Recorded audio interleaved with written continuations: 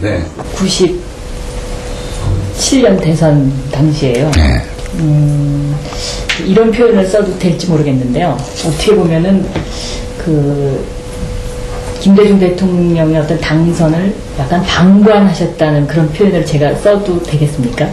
그건 뭐 어째서도 좋은데요. 그때 나는요, 철저한 민주주의가 최고의 가치라고 생각하는 사람이에요. 내가 평생을 민주주의를 위해 싸웠거든요. 그 독재자들, 온갖 쿠데타 세력들하고 독재자들과 싸워왔는데 너무 오래 참 싸워왔지만은 너무도 내 고난도 당했고 이랬지만은요. 참 무서운 용기를 가지고 싸워왔는데 민주주의를 파괴하는 가장 중요한 것은 선거를 부정선거하는 사람이거든요. 결국 군사 쿠데타 해가지고 또 부정선거하고 그래가 또 집권하고 이란단 말이에요. 이래 우리나라 여러 차례 그렇게 했는데 그런 군사 정권하고 계속 내가 싸워왔던 사람인데요. 제일 중요한 것이 대통령으로서 내가 해야 될 일 중에 1위가 요담 대통령 공명정대하게 선거하겠다. 그래서 이것이 누가 되든지 여기에 대해서 대통령이 관심을 가지고 누가 되는 방향으로 이렇게 해야 된다. 이렇게 생각해서는 안 된다고 생각해요. 그래서 그 문제에 우리 국민들이 잘못 판단하고 있는 거예요. 대통령이 누구 못 나오게 만들고 말이야. 누구 어디 당에서 탈당 못하도록 만들고 이렇게 해가지고 어떻게 해야 된다 이런 생각을 가지고 있어요. 네. 하도 오래 우리나라 그래 해왔기 때문에 나만은 그걸 안 한 거예요. 사실 이것은 누가 되든 간에 공명정대한 선거를 치러야 된다. 그건 총리로 임명할 때 당신이 한 제일 중요한 거는 선거를 공명정대하게 하는 것이다. 그 관리를 해라. 이렇게 사실 했던 거예요. 그러면 내년 대선에서 차기 후보로 적절한 사람은 어떤 사람이라고 생각을 하십니까? 내가 생각하기에는요. 첫째, 김대중 씨보다는 아주 잘할 사람이어야 된다고 생각을 해요. 또 그리고 좀 정직한 사람이 돼야 된다고 생각하고요. 또 국민을 위해서 진짜 희생할 수 있는 사람이라야 된다고 생각을 해요. 또 민주주의를 위해서 어쨌든 간에요. 지금 현재 민주주의가 이제 되었으니까 이런 이야기 학자들도 하는데요. 이 독재 체제에서 무엇이 민주주의가 됐는지 난 도저히 알 수가 없어요. 그래. 되었으니까. 근데 철저히 민주주의 하는 게 옳다고 생각하고요. 그래서 아주 정말 신의가 있고 멋있는 그런 사람이 대통령이 되었으면 좋겠다 생각을 해요. 현재 거론되는 후보 중에 그런 사람이 있습니까? 그런 거는 이야기 안 하겠어요. 네. 이 대통령직을 수행해 보신 분으로서 5년 단임제를 어떻게 생각을 하세요? 나는 역시 우리나라의 헌법 개정이라는 대단히 어려우니까요.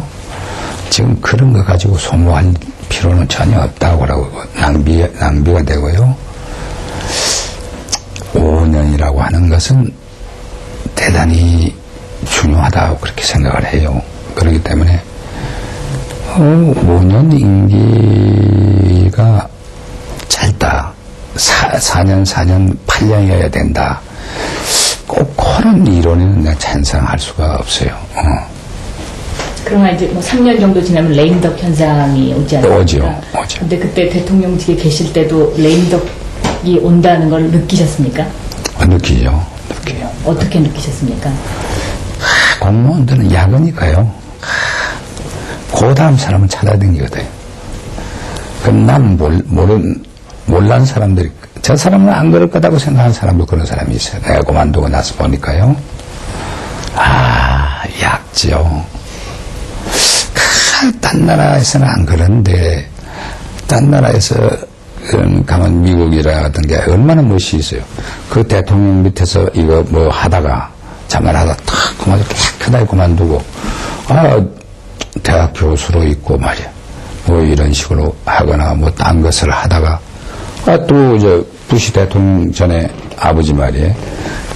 대통령 밑에 있던 사람들이 바깥에 나와서 다 일하고 있다가 또 아들 부시가 당선되니까 거기 또 가서 일하고 말이죠. 민주당 때는 전혀 관여 안 하는 거예요. 클린턴 되는 말이. 그러니까 얼마나 보기 좋아요. 이 평생 그래. 여기 김영삼이가 대통령 때도 총리 장관 하다가 김대중이가 장관할 때 대통령도 그 밑에 가서 또 뭐 하고 아이고 그래야 꼭 되는 건지 참 부끄러운 일이에요. 그 레인버그를 느끼셨을 때가 언제였습니까? 나는 그래 한 1년 남겨놓고요. 여러 가지 느낌이 오더라고요. 한 1년 남겨놓고요. 그렇게 4년 됐을 때 이야기죠. 그것은 다음을 찾아다니는 사람들이 생기기 시작하는 겁니다. 그래서 내가 청와대 안에서도 물론 중립을 지키라, 절대 지키라 수석들한테 이야기를 하죠. 물론 대통령 투표를 해야 되니까 그날은 누군가 해야 된다. 하지만은 그 전까지 행동은 일체 중립을 지키라. 그렇게 이야기를 했는데 내가 나중에 알고 보니까 전부가 그런 건 아니지만 상당한 사람들이 여기다 줄을 대고 저기다 줄을 대고 이런 사람들이 많이 있어요. 섭섭하셨습니까? 섭섭하게 생각하죠. 그거는.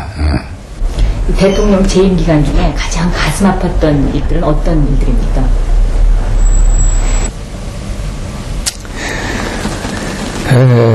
두 가지인데 그러지 않아요. IMF를 맞이했을 때 참 고통스러웠고요. 내가 사실 잠을 잘 못 자는 두 가지 일이 있었는데 하나는 자식을 구속했을 때요. 아니 근대사에서 근대 어디 세계 아들을 대통령이 구속한 사람이 있습니까? 그런데 물론 그것을 누가 나보고 구속하라고 한 사람도 없지만은 나는 구속하는 것이 옳다 이런 생각을 해. 그래서 그때 아들을 누가 구속하라고는 안 했지만은 내가 그런 판단을 했죠. 구속하겠다. 그러나 그것이 솔직히 마음에 괴로움이 아니겠어요. 나도 인간인데요. 또 근세사에서 어느 나라든지 한국이나 물론 일본이나 미국이나 유럽에서 대통령의 아들 구속한다 등 이런 일이 많이 있었다면 모르지만은요. 그게 참 역사에 없는 일을 한 일 아닙니까? 그러니까 또 마음에 많은 고통이 없었다고 그러면 거짓말이죠. 그래서 그 아드님이 구속됐을 때는 대통령 개인이 하기로 했다는 그런 후회 같은 건 안 하셨어요? 근데 그런 거하고 떠나서 참 대통령 괴로운 자리입니다. 우리 대한민국에서 제일 괴로운 사람이 있으면 대통령입니다. 내가 5년 하면서요. 이 고통스러운 자리를 하겠다고 지금 아웅 이러는데 참 불행하고 참 괴로운 길을 다 가려고 하는 사람도 또 많이 있는구나. 아마 요 다음에 누가 대통령이 되든지 간에요. 굉장히 괴로운 사람이, 아주 불행한 사람이 될 거예요. 이거는 이 경제적으로라든지 정치적으로라든지 사회적으로라든지 외교적인 면에서 김대중 씨가 너무 잘못했기 때문에요. 이걸 전체 정리를 하려고 그러면요. 1년, 2년, 3년, 5년 가도 불가능하니까요. 다시 대통령 하실 기회가 생기시다면 하시겠습니까? 그런 생각 해본 일 없어요. 그 재임 시절에는 이제 차기 후보로 거론되는 사람 중에 이인재 후보가 이인자일 것이다라는 그런 소문도 있었고요. 또 좀 많은 관심을 기울이셨던 걸로 제가 알고 있는데 지금도 변함이 없으십니까? 그 이인재 후보에 대해서. 아니, 그런 거는 아니고 그것은 여러 가지 아전된 일인데요. 난 당에서 공천이 된 사람이 중요하다고 생각했고요. 사실은 이해창 씨를 당의 대표로 임명할 때요. 국민들이 그 사실을 알도록 만든 겁니다. 대표랑이 당을 대표하는 자리니까요. 내 뜻이 이 사람을 후보로 좀 해줬으면 좋겠다. 이렇게 공개를 못했지만도 그런 의미로 지명한 거죠. 만일에 그때 딴 사람을 생각했으면 그 사람을 지명했죠. 대표로. 네. 예.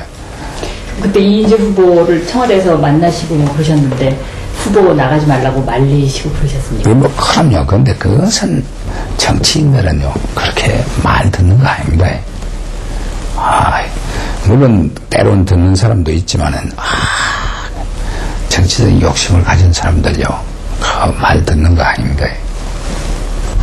사실 지난번 대선에서 이인재 후보가 빠져나감으로 해서 이제 여러 가지 그 변수가 생기지 않았습니까? 거기에 대해서는 어떻게 평가하십니까? 그때요 참 불행한 일로 생각하죠. 불행한 일로 생각해요. 그거는 이해창 씨가 이인재 씨를 절대 못 나가도록 잡을 수 있죠. 집에 찾아가서야 된다고요. 내가 직접 만났을 때 일주일에 한 번씩 만날 때 당신 가서 하루 연종만 기다리라. 그러면 이인재가 탈당해도 괜찮다. 그런데 그걸 안 해요. 집 앞에 가서 면회야 가네가 안식해 준다고 하면 하루만 있었다고 생각해봐요. 모든 텔레비 신문에 이해창 씨가 이인재 씨가 면회 안식해 주어서 앞에 가서 지금 몇 시간을 기다리고 있다. 이게 보도가 될 텐데 그 이인재 씨가 나쁜 사람으로 되죠. 내가 그걸 가르쳐 주는데 안 관계입니다. 그렇게 하는 거 아니에요. 정치는 그렇게 하는 거 아니에요. 이제 다음번 그 대선 후보가 되는 사람한테 그 선임자로서 한마디 이렇게 좀 훈수를 두신다 그럴까요? 뭐 해주고 싶으신 말이 있으시면 어떤 말씀이십니까? 뭐 꼭 해줄 이야기가 있으면 정의로워야 된다고 생각하고요. 그리고 의리 있는 사람이 돼야 된다고 생각해요. 우리나라 배신자가 많이 있지만은요, 우리 국민들이 배신자를 그렇게 꼭 좋아하는 건 아니거든요. 나는 충고한다면 그렇게 하고 싶어요. 예. 그리고 진짜 국민한테 공약을 하면 그걸 잘 지키고요. 오늘 저 말씀 잘 들었습니다.